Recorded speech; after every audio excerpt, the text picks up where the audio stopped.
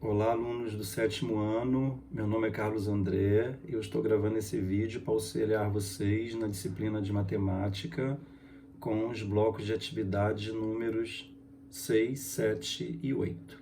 Eu pus aqui que é a parte 2 porque anteriormente eu já fiz um vídeo referente aos blocos de números 3, 4 e 5. Para darmos início a esse estudo, vamos falar das sequências numéricas. Então, eu pus aqui um exemplo, né? Eu tenho 5, 10, 15, 20, 25, 30, 35 reticências, é uma sequência aqui de números. Cada um desses números aqui dessa minha sequência representa um termo, né? Um termo dessa sequência. E aí tem a questão posicional de cada termo na sequência. Eu digo aqui, por exemplo, que o 5 é o primeiro termo, o 10 é o segundo termo, o 25 é o quinto termo, então eu faço esse tipo de identificação. E eu represento cada termo usando essa representação aqui, ó, que eu estou mostrando a vocês. A1 representa o primeiro termo da sequência, o A2 o segundo termo, o A3 o terceiro termo, avançando um pouquinho, o A5 como quinto termo e assim por diante. Então, esse número que vem aqui junto da letra A, ele indica qual é a posição que cada termo assume na sequência. E no caso dessa sequência aqui especificamente, eu posso ter uma lei de formação dos seus termos. Aí eu comecei indicando assim: o primeiro termo é igual a 5 vezes 1, que dá 5. O segundo termo de valor 10, né, o segundo termo, A2, é 5 vezes 2. O terceiro termo, que é o A3, é 5 vezes 3, e assim por diante. Então, vocês podem observar aqui que eu tenho um valor fixo de 5, que está multiplicando aqui a variação, né, desses valores, é de acordo com a posição de cada termo. Quando é primeiro termo, 5 está multiplicando 1. Quando é o segundo termo, o 5 está multiplicando 2 e assim por diante. Então, eu posso chegar numa chamada lei de formação, que nada mais é do que uma fórmula, é uma expressão algébrica.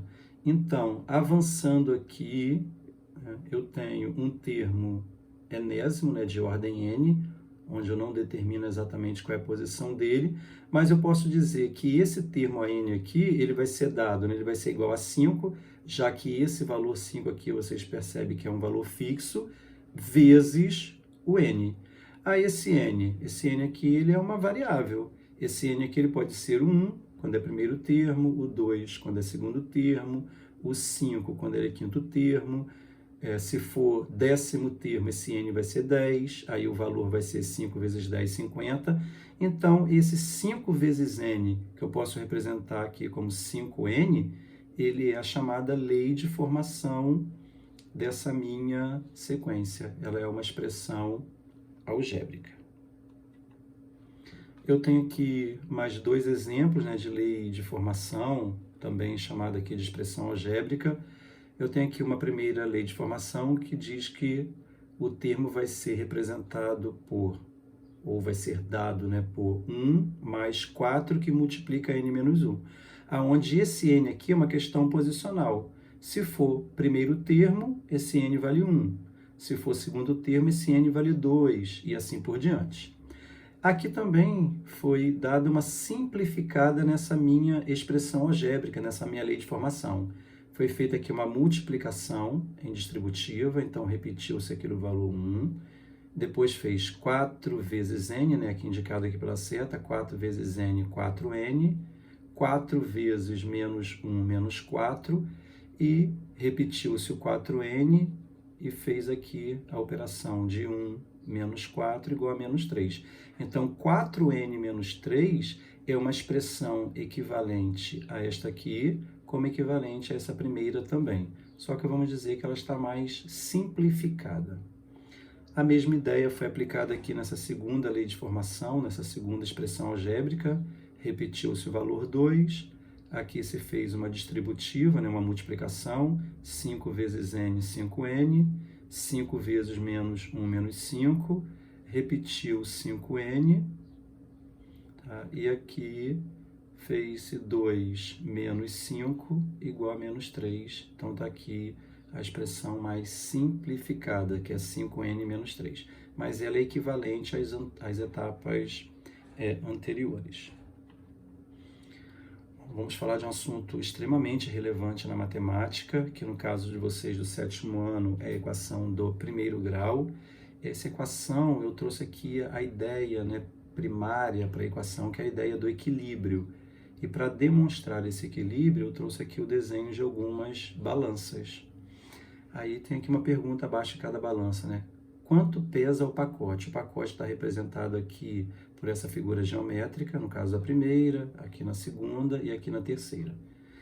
E aqui eu tenho aqueles pesos já definidos, no caso aqui cada um com o valor 1, Ou aqui posso considerar 1 quilo, que seja, mas aqui eu tenho o valor de cada peso. Aí aqui a pergunta é, quanto pesa o pacote? Nesse caso aqui, como a equação ela está equilibrada, aliás, para ser equação precisa existir o equilíbrio, então vocês podem ver aqui que as bandejas estão alinhadas, elas estão equilibradas. Então, esse pacote aqui está equilibrando um somatório aqui de 3. Então, eu posso dizer que o peso desse pacote é de 3. Claro que se cada um desses for 1 quilo, vai ser 3 quilos. Nesse lado aqui, eu também tenho a questão do equilíbrio, mostrado aqui pelos pratos aqui da minha balança. Então, aqui eu tenho um pacote e um peso nesse lado, e aqui eu tenho 3 pesos. O que eu posso fazer aqui? Quanto pesa esse outro pacote? Por exemplo, como isso aqui está em equilíbrio, se eu retirar um peso aqui desse lado, aliás, esse único peso aqui desse lado, e retirar um peso aqui desse lado, como o peso é o mesmo, essa balança vai continuar em equilíbrio. Então, esse pacote aqui, ele tem um peso equivalente a 2, O valor é 2. E nesse terceiro e último caso aqui, nessa balança que também está em equilíbrio, eu tenho um pacote aqui e 2 pesos, e aqui eu tenho 5 pesos, Aqui é 1, 2, 3, 4, 5. Se eu retirar esses 2 pesos daqui e tirar 2 pesos daqui, então, no caso, esse pacote aqui vai ficar equivalente aos outros 3 restantes. Então, esse pacote aqui tem um peso de 3. Então, essa é a ideia da equação. É você descobrir, no caso aqui, o valor de um pacote, o valor de uma incógnita. Às vezes, esse pacote aqui, ele pode estar representado por uma letra. Aí você descobriria o valor dessa letra, que no caso da equação do 1º grau essa letra é chamada de incógnita. Aí eu trouxe aqui uma situação problema, que já é do próprio material de vocês, que vai gerar aqui uma equação. Então, tem aqui, Paulo e Paula têm filhos trigêmeos. Hoje, somando as idades dos filhos com seus pais, temos 80 anos. Analisando a tabela abaixo, qual será a idade dos filhos hoje? Bom, como eles são trigêmeos, filho 1, filho 2, filho 3, eles têm a mesma idade. Então, eu posso representar a idade deles, que é uma idade ainda desconhecida no problema, pela incógnita x. Quando eu falo incógnita, eu estou falando da letra. Então, aqui pela letra x. Eu tenho aqui a idade do Paulo, 30 anos, essa idade é dada em anos, e a idade da Paula, que é de 20 anos. Então, representamos por x a idade dos filhos hoje, que eu acabei de comentar. Assim, temos a equação. Se eu pegar a idade dos 5 membros da família e somar, como está representado aqui essa soma, eu tenho 80 anos. Então, o equilíbrio da balança aqui é demonstrado através do sinal de igual. Porque quando a balança está equilibrada, a gente tem uma situação de igualdade. Então, o equilíbrio, entende-se aqui pelo igual. Aí fez uma redução dos termos, 1x mais 1x mais 1x são 3x. Depois aqui é como se tirasse 50 de cada lado. Se eu tirar 50 daqui, vai acabar esse 50, vai ficar só o 3x. E aí, como é uma questão de equilíbrio, de igualdade, eu tiro 50 aqui desse lado, e aí vai acabar eliminando daqui, mas eu tiro 50 desse lado aqui também. E quando eu tiro 50 desse lado aqui, como está demonstrado, eu fico com 30. Se de 80 eu tirar 50, eu fico com 30. E depois aqui se dividiu por 3, Aqui eu tenho 3x igual a 30, Então, se eu pegar aqui e dividir por 3, vai ficar só o x. E se eu pegar o 30 e dividir por 3, vai ser igual a 10. Então, portanto, a idade de cada filho aqui é de 10 anos. Então, são 10, 20, 30, com mais 20 são 50, com mais 30, 80. Somando a idade de todos os membros da família, se tem 80 anos. Claro que a explicação aqui está bem rápida e tudo mais, e esse assunto de equação, né, requer que vejamos com bastante calma e vocês terão bastante oportunidade para isso. Aqui eu tenho uma situação, um problema dentro do próprio material de vocês, que fala que o Marcelo comprou um terreno de forma algébrica retangular, está representado aqui, nesse desenho está representando esse terreno, na cidade de Armação dos Búzios. Ele deseja murar todo o seu terreno e para isso ele precisa saber a medida de seu perímetro.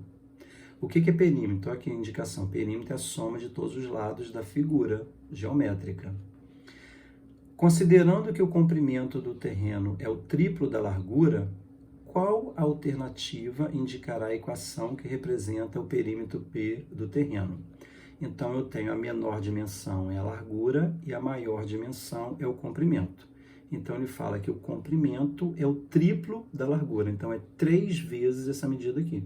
Então, aqui 3x indicando o triplo de x. E aí fica aquela dica, né? Perímetro é a soma de todos os lados. Então, eu preciso lembrar que esse 3x daqui de cima, ele também é representado aqui embaixo. E esse x aqui representando a largura do lado esquerdo, também aparece aqui como a largura do lado direito. Então, a perímetro não é só a soma desses dois aqui, não. É a soma de todos os 4 lados do retângulo. Tá? Utilizem bem essa dica. Expressão numérica. Aqui eu coloquei 2 exemplos para vocês, é do próprio material mesmo. Então, como o nome já diz, são expressões que têm, além das operações, é claro, somente números. Então, tenho aqui uma menorzinha, né, de resultado 12, e tem essa aqui, que tem parênteses, colchetes e chaves, né, resolvido na ordem correta, chegando aqui a um resultado de 15. Bom, expressão algébrica, né, quando é algébrica porque tem letra. Então, toda expressão que aparece pelo menos uma letra na sua composição, ela é algébrica. E aqui eu tenho alguns exemplos, né? A partir de uma linguagem comum, a gente vai gerar uma expressão algébrica. Então, aqui parece a palavra dobro, né? Que é 2 vezes, né? É triplo, 3 vezes, 5 vezes. Aqui aparece a palavra metade. Então, a metade é o que se é dividido por 2. Então, aqui, por exemplo, é a metade de um número mais 3/4. Então, aqui, metade é o que se divide por 2. O que vai ser dividido por 2? Esse um número, ele é desconhecido. E aqui ele está representado pela letra x. Então, esse um número aqui chamado de x, dividido por 2, mais 3/4. Então, pela leitura de uma linguagem comum, a gente consegue aqui traduzir para uma linguagem de expressão algébrica. Aqui eu tenho resolução de equação do primeiro grau. Eu tenho aqui a igualdade, né, representando esse equilíbrio. Então, o objetivo aqui é chegar no valor representado pela incógnita x, que vai validar essa equação. Então, aqui, para cancelar esse menos 4, foi adicionado um 4, que é o oposto, só que pela questão do equilíbrio, adicionou 4 de um lado, da igualdade, adiciona 4 do outro. Aqui serviu exatamente para eliminar, ficar só o x, e aqui somou-se 7 com 4 dá 11. Aqui vai na mesma ideia da balança em equilíbrio, para eliminar o valor mais 5 aqui, para ficar o x sozinho, é com o oposto, com menos 5.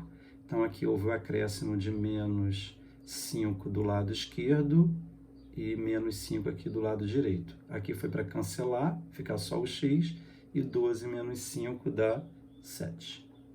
Aqui eu tenho mais 3 exemplos de equações. Aqui eu tenho 4 vezes x é igual a 20. Então, como esse x aqui ele está multiplicando, né? Ele foi passado aqui para o segundo membro dividindo. É como se dividisse aqui por 4 e aqui por 4 também. A ideia é essa. Aqui eu tenho o x divididos por 3. Então, aqui dividiu por 3, então a operação inversa aqui, né? Aqui eu já estou falando um pouco da operação inversa. Né? A operação inversa, a divisão é a multiplicação. Então, o 3 que está dividindo o x, ele passa aqui para o lado direito, né? Multiplicando. Aqui também eu tenho uma organização, tá? Para se resolver. Tenho dois termos com letra, né? Com incógnita, no caso 6x e 4x. E tenho menos 8 e o mais 16, no caso, sem a letra. E aqui o equilíbrio, né, pelo sinal de igual. Então, repetiu o 6x aqui, e foi aqui, passou esse 4x para o primeiro membro. Então, mudou-se o sinal. E aqui repetiu o 16, está no lado direito, e passou esse menos 8 aqui, mudou o sinal também. 6x menos 4x dá 2x, 16 mais 8, 24. E para finalizar, esse 2 que está multiplicando, passou aqui para o lado direito, né, o segundo membro da equação, dividindo. 24 dividiu por 2, deu 12. Deixar uma coisa clara, o que eu comentei aqui com vocês não é o suficiente para você ter aprendido a equação, está bem longe disso.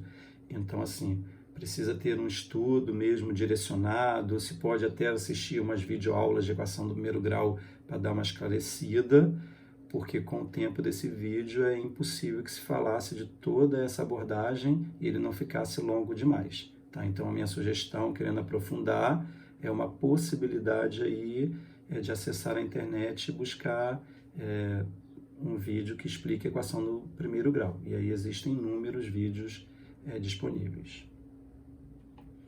Então, agradeço já a vocês e desejo a todos um bom estudo.